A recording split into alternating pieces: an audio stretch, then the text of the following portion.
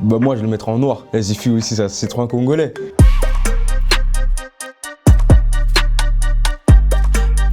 Les amis, on se retrouve aujourd'hui pour ce 52e épisode de Shopsai. On commence tout de suite avec des images officielles pour la collaboration À ma manière Jordan. Après le succès de leur Jordan 3 sorti il y a quelques mois, les deux partenaires s'intéressent désormais à la Jordan 1. La paire parie sur du daim blanc cassé et des détails snakeskin bordeaux au niveau du souche et du col de la chaussure. Un look sobre et efficace qui devrait pointer le bout de son nez avant la fin d'année. Restez à l'affût.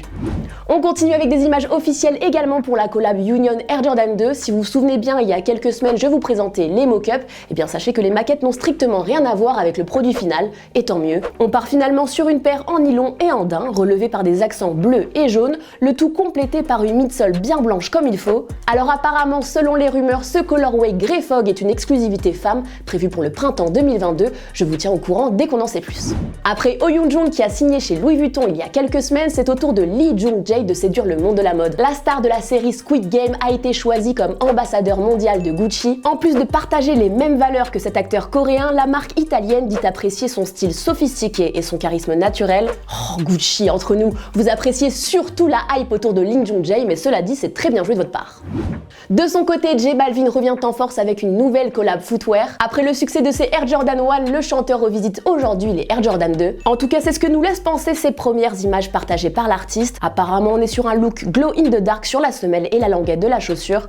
On pourrait même avoir un effet matelassé sur la partie haut de la sneaker. Côté sortie, on peut s'attendre à un drop au printemps 2022, ce qui coïnciderait avec la tournée de J Balvin prévue pour le mois d'avril. Affaire à suivre.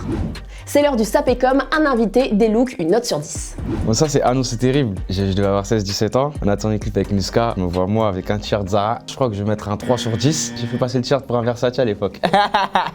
Là je vous le dis comme ça, vous savez. Ouais, Penor Balenciaga de Zifu de la baie avec les babouches qui vont avec, c'était pendant le clip de Bon Matin. Là je vais mettre un 8. Bah moi je le mettrai en noir. Et Zifu aussi, ça c'est trop un Congolais. Pendant le clip classique organisé. Là j'ai bien aimé sa petite technique kaki et tout. Après c'est du CV compagnie. Mais moi j'en ai mis là. Tu connais d'ailleurs, gros big up à lui, c'est Maïji. Bah je vais mettre un bon petit 8 parce qu'il avait une paire de flingueurs ce jour-là. Et il est partout Lil Bébête. Non, lui des fois il aime trop niquer ses paires. Hein. Mais sinon 11 sur 10 le premier jour. Ah non, vous êtes chaud, hein, les Gypsets, wesh. Eh, comment vous savez 10, t'es mes 10 fois Harlem, tu connais, moi je suis un mec de New York à la base, des bases. Les voitures qui brillent, les jantes qui brillent, tout ça c'est... Ah, il y a la paire de Maison Château Rouge, de Maïji, Youssouf, gros big up à toi mon frère. 10 sur 10 déjà, si tu veux savoir. La paire elle est magnifique, ça représente vraiment Château Rouge. Plus une touche Coco Jojo dans le clip Bebeto, c'est encore pire. Moi je suis pas trop fan, hein. C'est trop avant-gardiste, c'est trop sur l'espace ça. Franchement moi ça, je mets un 3, un 2 même, voilà. Pourtant j'aime bien Easy, mais ça... Hey, Maïji, Cardi, moi je suis pas trop fan. On dirait qu'il y a un sapin. Je vais mettre la moyenne parce que si on se retrouve dans un registre comme la Fashion Week, où tu dois défendre plusieurs tenues, etc., et que les gens de la mode vont kiffer, bon, sans trop se travestir, ben, c'est bon. Gazo, c'est une galère, voilà, Gazo, c'est une galère, des Sapuccini, des Jordan, tout. Non, il flingue pour de vrai, Gazo. Ça, c'est 9 sur 10, mon frère. Thibaut Burberry, tu connais Burberry, c'est chez lui, c'est sa maison. Et tu veux, je te raconte l'histoire de tout ça, là. J'arrive à Berlin, j'ai pas forcément de sap. C'est dit, vas-y, nous, pas trop jeu de rôle aussi, tu vois, on est vraiment comme ça dans la vraie vie, hein. Et j'avais mes claquettes, j'ai dit, vas-y, envoie mes claquettes, là, je les mets vite fait, là, tac. Je suis parti devant la caméra, sans négliger, par contre, mais naturel. Franchement, je m'aurais mis 6 sur 10. Parce que si j'aurais vraiment voulu flinguer, hein, je me serais pris à l'avance. Et là, c'est ton gars Coco Jojo, Guide Best Bar. On passe aux sorties maintenant. Ça flingue.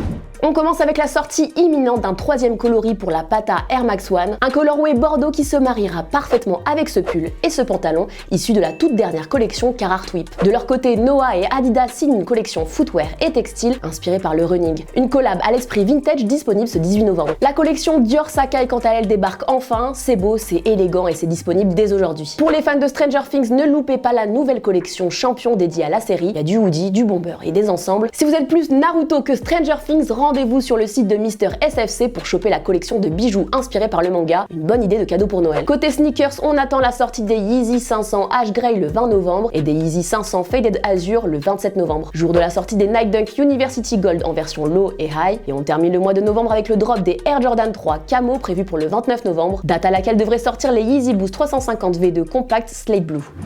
Dans la catégorie insolite cette semaine, on retrouve Gucci et Xbox. À l'occasion de leurs anniversaires respectifs, les deux marques se sont réunies pour imaginer une édition limitée et numérotée de la Xbox Series X. Vendue 10 000 $ et disponible dès aujourd'hui en seulement 100 exemplaires, la console est accompagnée de 2 manettes et d'une mallette de transport. À ce prix-là, t'as pas intérêt à te prendre une raclée à FIFA.